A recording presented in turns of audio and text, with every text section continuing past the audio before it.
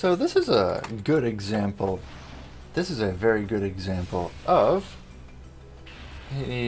dashing underneath somebody. If you dash underneath somebody while you're expecting them to do an instant air J6A, specifically if you're Sakuya in this matchup, it's going to work out pretty well. What a lovely hitbox.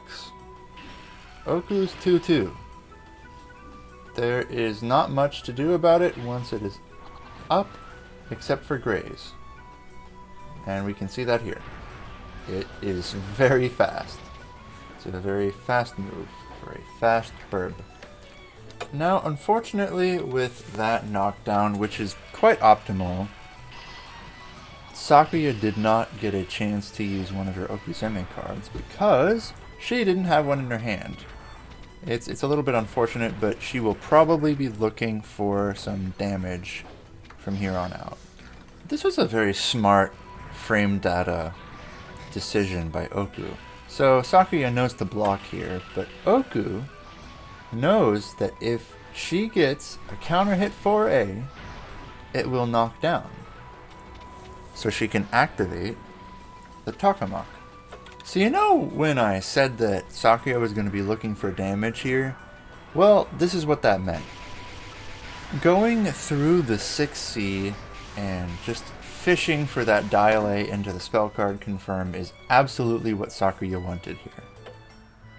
And it's absolutely a fantastic way to convert into that card because it gets you a lot of damage.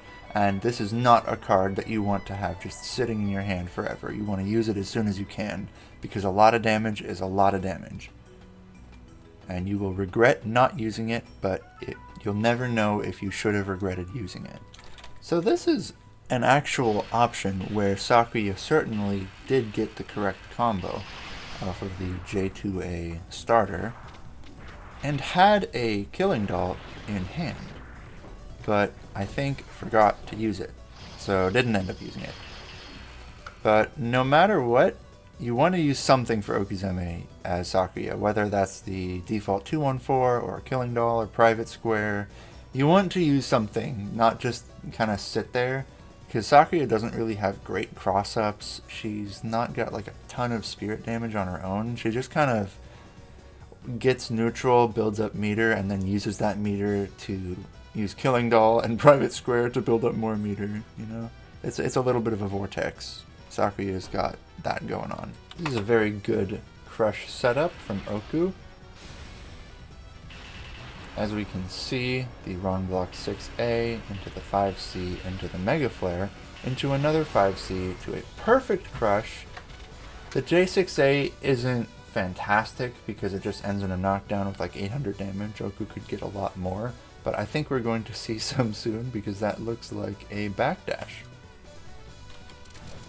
Nope, I'm stupid, it was Wake Up. So we talked about this a little bit in the Marisa versus Oku, how Marisa's instant air J5A won't really hit versus Oku because she just jumps really high. That is exactly what we just saw there with Sakuya. It sucks, you hate to see it, but that's life. This is a good private square setup, okay?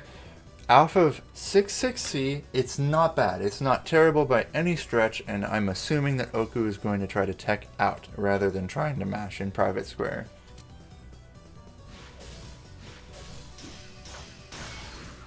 What we just saw here was none of that. Oku didn't tech out, but did not mash.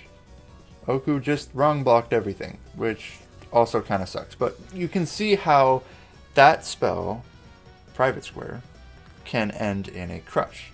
So we're going to see what Sakuya does with that crush. Nothing. Okay, good to know. That's an interesting bit of high profiling there, actually.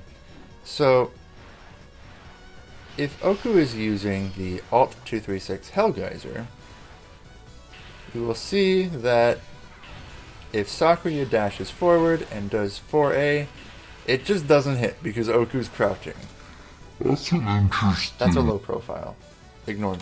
We see here again another great example of Oku being a hilariously broken character in specific ways. Specifically, The fact that she has anti-gravity powers, where she just jumps higher than everybody, and it lets her avoid damn near anything. Okay, this is the this is the memeiest block string I have ever seen. Okay, 6A, 6A, pause, 6A.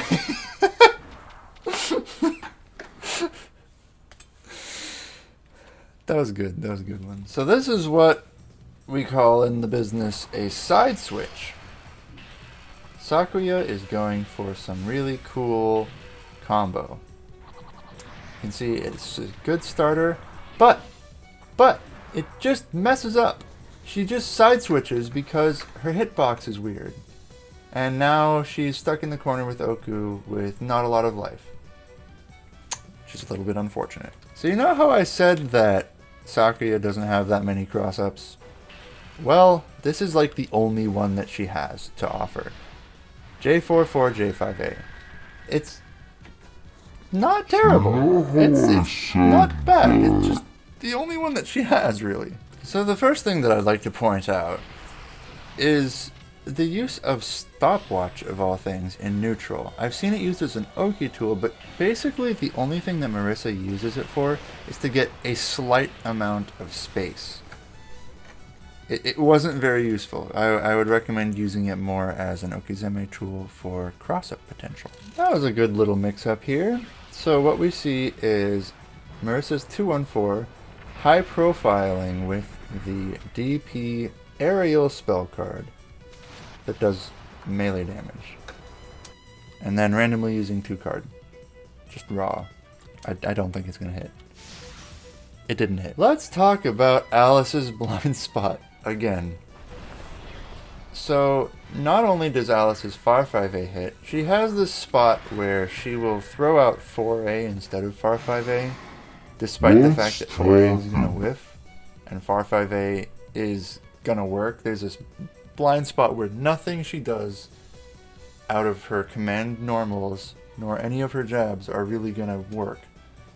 And that just results in the crying Alice that we see here, getting smacked, completely unfair. Alice did nothing wrong and is being punished by Tassofro. So sad. This is a good use of stopwatch. Stopwatch has potential. This is so cool. Okay, look at this, look at this. Use stopwatch. Fahim goes for the 6A. It doesn't work because Marisa just dashes under it because of the stopwatch. That's so cool. And she's doing another victory pose because she got the stopwatch tech off. Good for her. So let me explain the thought process behind that Master Spark here.